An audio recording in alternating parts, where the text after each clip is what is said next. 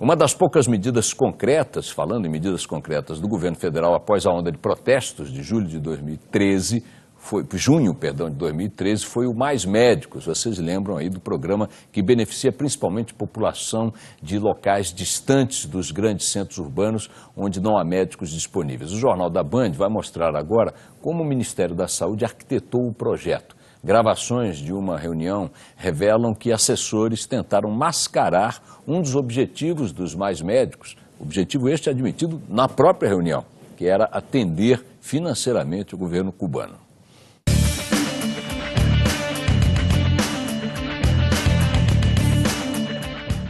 Quando o povo brasileiro encheu as ruas nas manifestações de protesto de junho de 2013, o governo federal tratou de apressar algumas medidas populares. Por exemplo, contratar médicos para atuar em locais do país que não eram atrativos para os doutores brasileiros. O projeto Mais Médicos, que o Planalto já vinha estruturando secretamente, havia pelo menos 6 meses. A pressa era tão grande que acabou dando causa a um evento raríssimo aqui na capital da República. Em pleno sábado, 6 assessores de ministros se reuniram para tratar da redação de 2 documentos que ainda faltavam para fazer a formatação jurídica definitiva do programa Mais Médicos. A reportagem da Rede Bandeirantes conseguiu identificar 3 assessores do Ministério da Saúde. Rafael Bonassa, assessor do gabinete do ministro.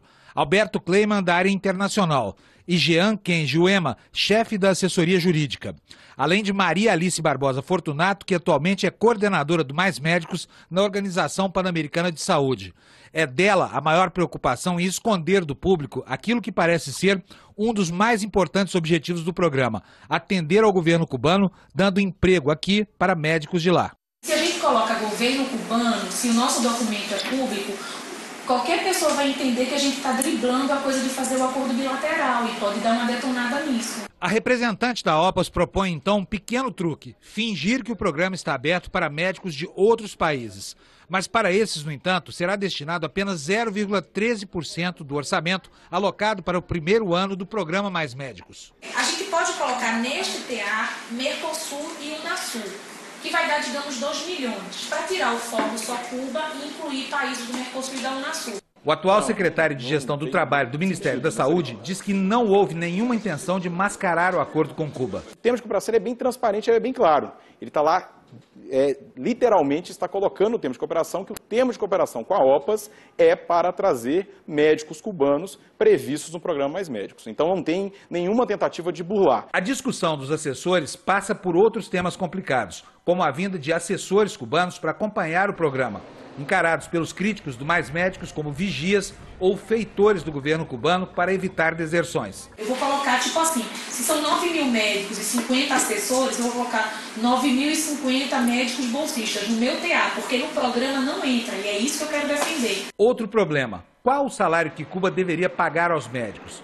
Pelo que diz o representante do Ministério da Saúde na reunião, quem definiu o valor foi um brasileiro, o assessor internacional da presidência, Marco Aurélio Garcia.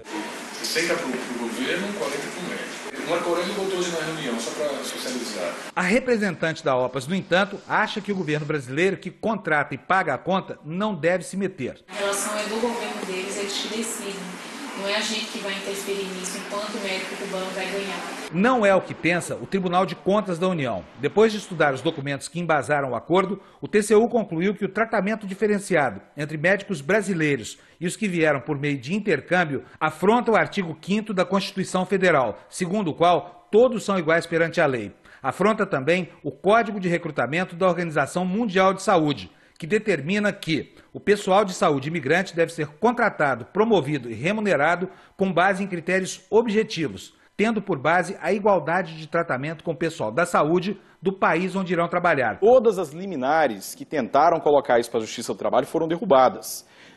A relação de trabalho do médico cubano é uma relação de trabalho dele com o governo cubano. Ele é um funcionário do governo cubano, ele tem a previdência lá, tem uma carreira, ele tem uma relação específica de lá. A nossa relação do governo brasileiro com esses profissionais não é uma relação de trabalho. Nas últimas 2 semanas, a Rede Bandeirantes procurou todas as pessoas e entidades que foram mencionadas nesta reportagem para que eles tivessem uma oportunidade de explicar o problema.